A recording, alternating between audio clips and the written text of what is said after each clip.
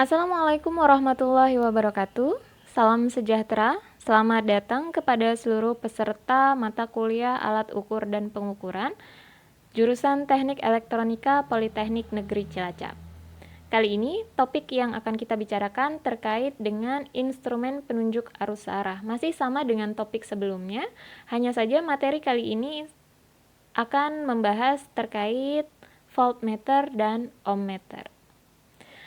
Masih sama seperti materi-materi pada video pembelajaran sebelumnya, saya hanya akan menjelaskan beberapa bagian yang mungkin tidak dapat dipahami ketika mahasiswa membaca di materi yang telah saya bagikan. Sehingga di sini saya hanya akan membahas tentang beberapa poin saja.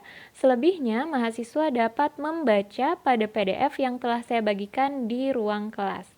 Untuk bagian-bagian yang mungkin masih membingungkan, mahasiswa dapat bertanya maupun mendiskusikannya pada ruang diskusi yang telah saya sediakan.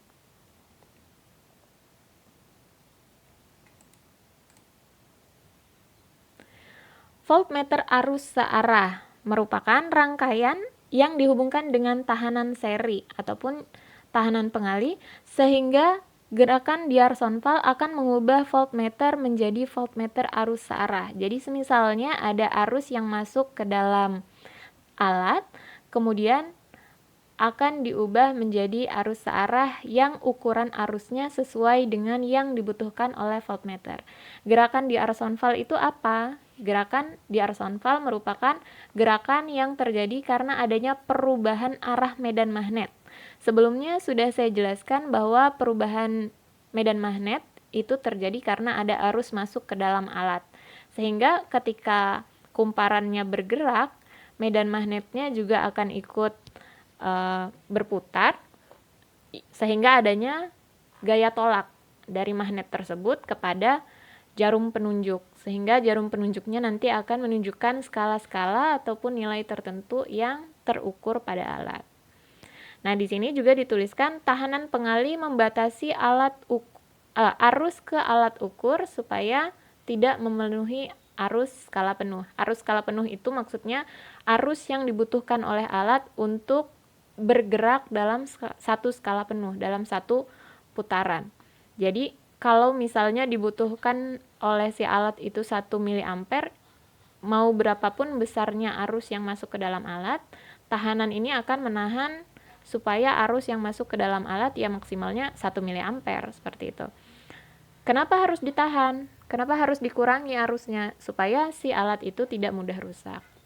Nah, di sini kita lihat pada rangkaian voltmeter arus searah, di sini ada miliknya voltmeter, milik alat. Ada arus yang lewat pada alat, di sini IM, ada RM, ini tahanan dalam miliknya voltmeter. Kemudian di sini ada rangkaian tahanan pengali.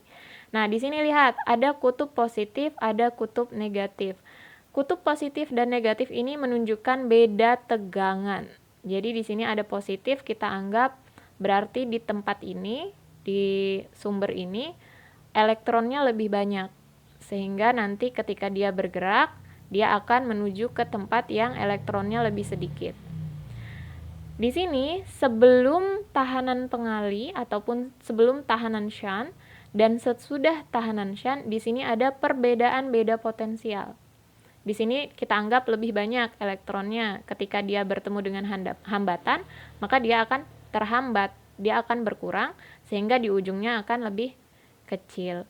Berarti di sini lebih besar, di sini lebih kecil, ada perbedaan. Maka di sini ada VS, nanti ada tegangan milik tahanan shunt. Di sini juga sama, di sebelum masuk ke alat dengan setelah masuk ke alat, elektronnya akan berbeda sehingga beda potensialnya berbeda, tegangannya nanti berbeda lagi. Berarti karena ada di sini ada RM, ada tahanan dalam milik alat, maka nanti ada tegangan lagi di sini.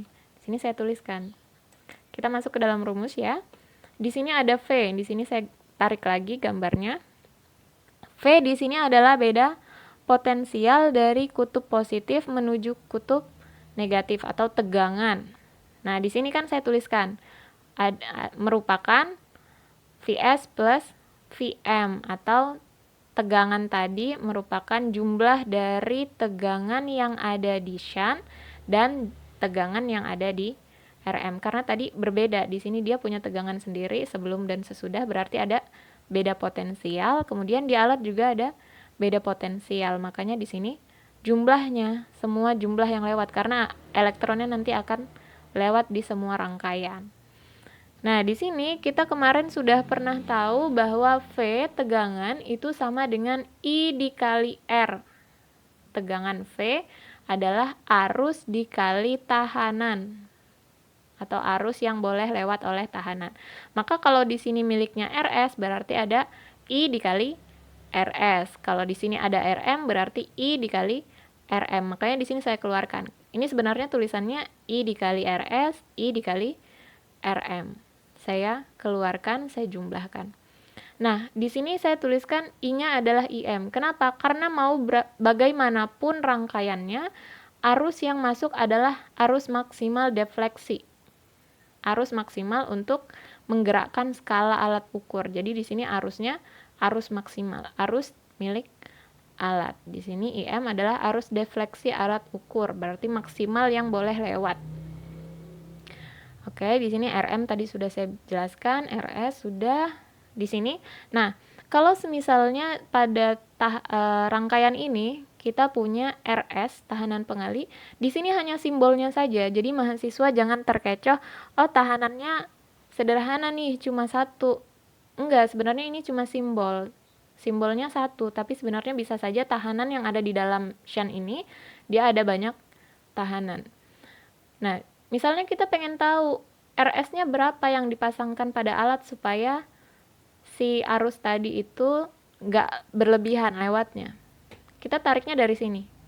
Di sini kan ada V sama dengan IM dikali RS plus RM. Maka kalau dari sini kita langsung saja pindah. IM-nya di sini kita pindah ke sebelah kiri, berarti V dibagi IM. V dibagi IM. Di sebelah kanan masih ada RS plus RM. Pindahkan RM-nya tadi, pindahkan ke sebelah kiri jadi negatif. Berarti RS-nya adalah sama dengan V dibagi IM dikurangi RM. Inilah rumus dari RS kalau kita pengen tahu di sini hambatannya berapa besar. Atau misalnya kita pengen agak panjang sedikit rumusnya, berarti kita kalikan, ini dimasukkan. IM kali RS ditambah IM kali RM. IM kali RM-nya kita pindah ke kiri, dikurangi.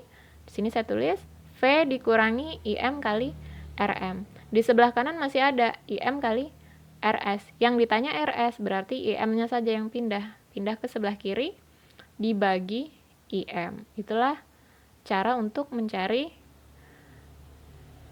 hambatan shunt.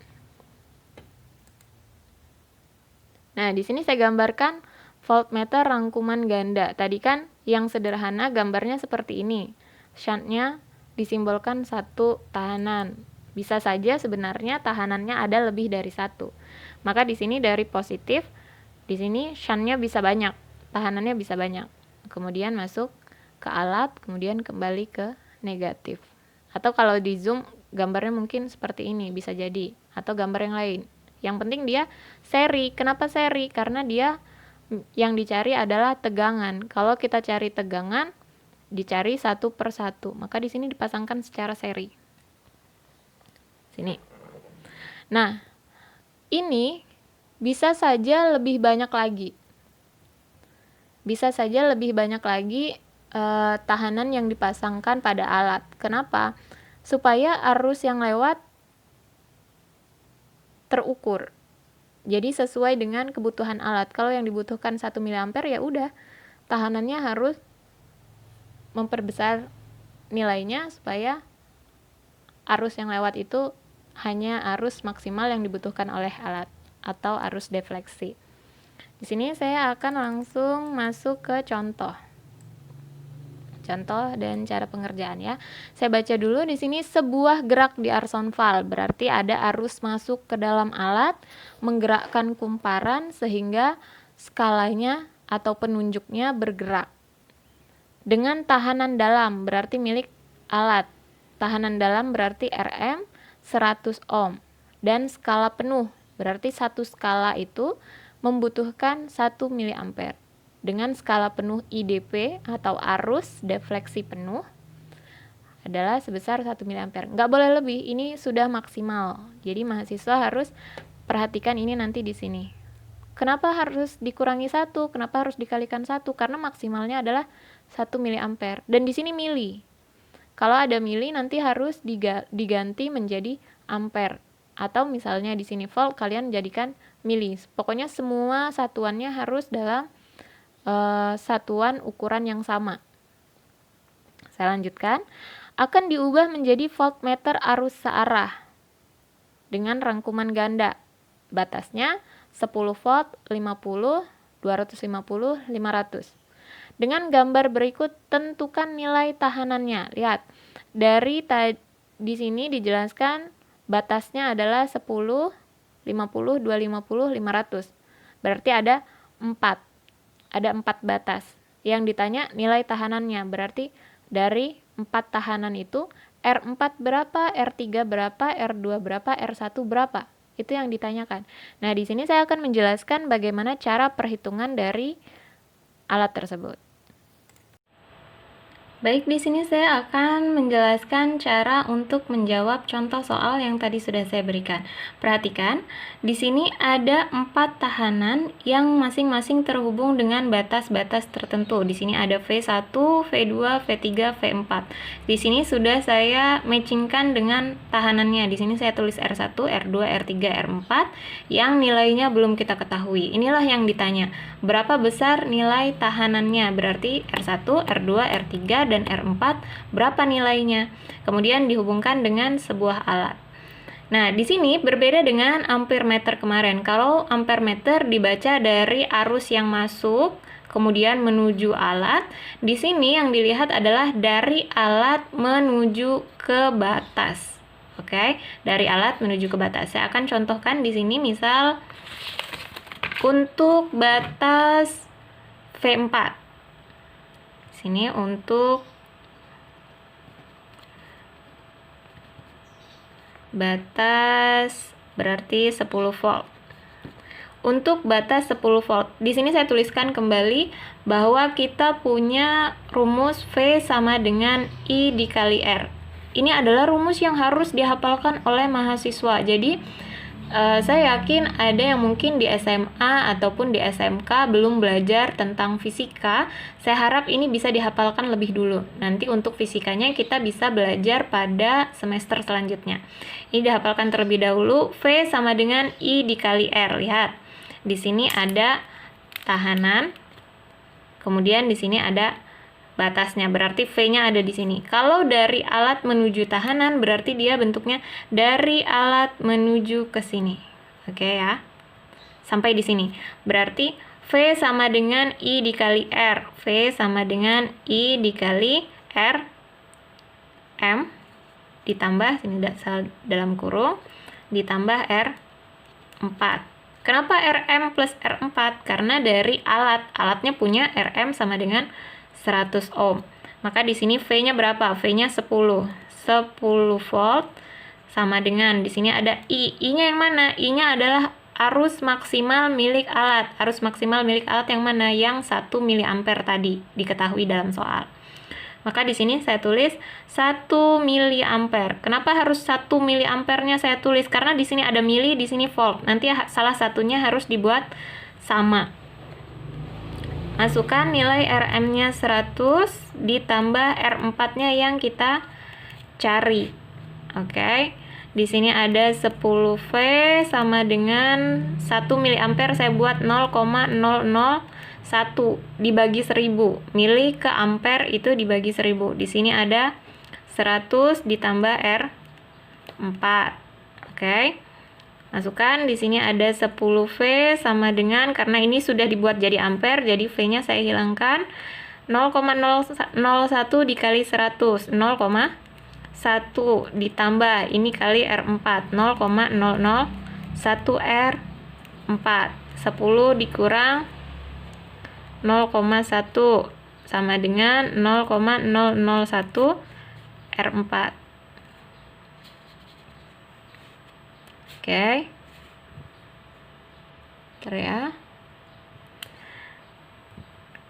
Saya buat videonya seperti ini supaya tidak ada kekeliruan lagi di suaranya dan supaya lebih bisa dipahami oleh mahasiswa. Enggak fokus ya. Oke. Hitung di sini. 10 dikurangi 0,1, 9,9, 0,001 R4. Kemudian berarti R4-nya 9,9 dibagi 0,001. Kalau dibagi berarti dia jadi 9.900 ohm. 9.900 ohm atau 9,9 kilo ohm. Atau kalian boleh tulis seperti ini. R4 adalah di sini kan 1000, 9.000 berarti 9K. Kemudian ada 900, di sini 9 ohm. Kalian boleh tulis seperti itu. Ini untuk R4. Kemudian saya akan lanjut ke R3-nya dulu. Untuk batas. Untuk batas di situ V3-nya 50 V. Yang ini. Lihat, dari alat menuju ke R3. Berarti di sini V-nya adalah 50, di sini saya tulis 50. I dikali R-nya berarti ada RM ditambah R4 ditambah R3. Oke. Saya masukkan I-nya tadi ada 1 mili ampere, RM-nya 100 ditambah R4-nya masukkan yang 9.900 plus R3 tidak diketahui. Di sini saya masukkan 50V. Di sini ada 0,001. Di sini 100 plus 99 plus R3. Oke. Di sini 50. Ini dikalikan 0,1, ini dikalikan jadi 9,9. Ditambah.